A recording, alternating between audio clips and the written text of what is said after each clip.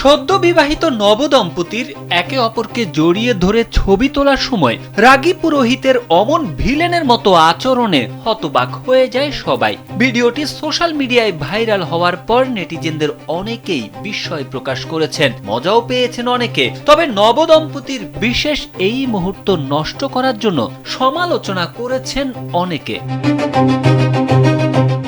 ভিডিওতে দেখা যায় বিয়ে উপলক্ষে ঝলমলে বিশাল মঞ্চ তৈরি করা হয়েছে, চারদিকে আলোর রোশনাই। কনে যখন বরের দিকে এগিয়ে যায় তখন বর হাঁটু মুড়ে বসে তার দিকে ফুলের তোড়া এগিয়ে দেন। এরপর তারা একে অপরকে জড়িয়ে ধরে ছবি তুলতে শুরু করেন। দুজনের আনন্দ ঘন এই মুহূর্তে তেড়ে আসেন পুরোহিত। জোর করে বর এবং কনের মাঝখানে ঢুকে পড়েন তিনি এবং তাদেরকে আলাদা করে দেন। রেগেও যান। চিত্রগ্রাহকদের ক্যামেরা বন্ধের ইশারা করেন, জানান রীতি অনুযায়ী তখন বর এবং কনের আলাদা থাকার কথা, কোনোভাবেই ছবি তোলা যাবে না।